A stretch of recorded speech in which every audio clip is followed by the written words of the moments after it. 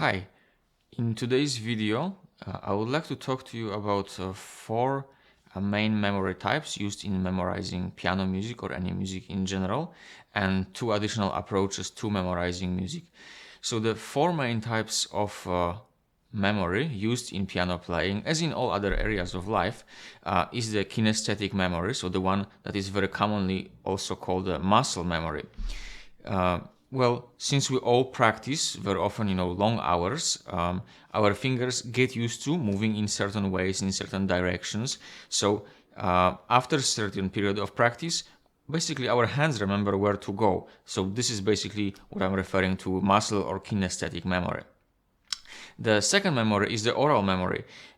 This is the one which helps us, for example, to pick the notes from the melody we've heard previously. So let's say we hear a melody on the TV or somewhere, or we know the melody and we have it in our head, we could sit down at the piano and pick the notes. So the better our oral training skills, so the better we are at recognizing, hearing intervals, harmonies, and so on, the better that oral skill can help us memorize things. Of course, those lucky ones with perfect pitch are probably the most qualified to use this particular memory type to memorize, but not only. Another memory type used commonly in piano practice and piano learning is an analytical memory, and this memory has to do with anything that we can name in the music, anything that we could put a label on. So for example, we might say that in the left hand there is a C major scale moving up, or we have a progression of tonic, subdominant, and dominant, so the harmonic language. It could be recognizing that there is the same pattern repeated number of times, so we say, okay, we count 1, 2, 3, 4, 5, the number of those patterns that occur. So anything that can be verbally described tends to be very easily adjusted and very easily relates to analytical memory.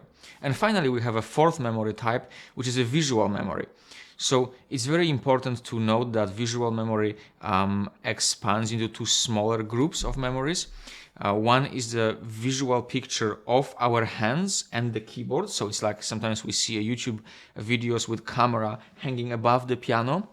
So if some of us, when they close their eyes, they can see the hands, which fingers and which notes are being played. So this is related to the visual memory. And the second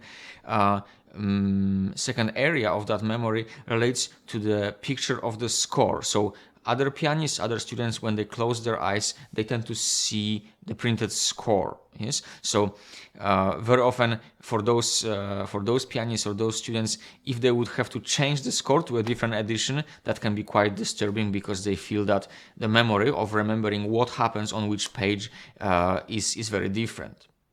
So the second big area I wanted to talk about, big topic that I wanted to talk about today, is that for each of us, we've got this special talent or special skill. So we are very good at one of those memory types. Now, as we are learning things, it's extremely important to understand that our learning strategies have to match or should match our gift, that special memory that we like. If, for example, we are very good at listening, so our oral skills are excellent, but the teacher suggests to us that we should be analyzing music, yes, there could be still some improvement in our memorization strategy and reliability of our memory, but nothing really can match a situation where the strategies we use for practice match our learning preferences. So in this case, our particular gift towards one or the other type of memory. The third thing I wanted to talk about is the idea of humans, some of us wanting to go from very general overview into smaller details, while others prefer to go from smaller aspects of music and going into seeing the larger picture afterwards. So just to give you a better example and to explain it further, pianists who like this small to big approach, they would like to focus on a single bar, maybe just right hand, just left hand, practicing those in smaller sections, single bars, until they feel that those small blocks are mastered, and then gradually they start combining them together and building them into larger blocks.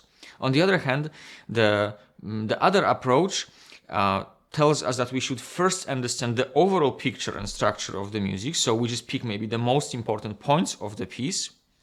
After which, once we have that skeleton, the main frame for the piece, we start adding smaller details. So that could mean that, for example, we might first play the simplified version of the piece. So maybe we just play block chords or something like this.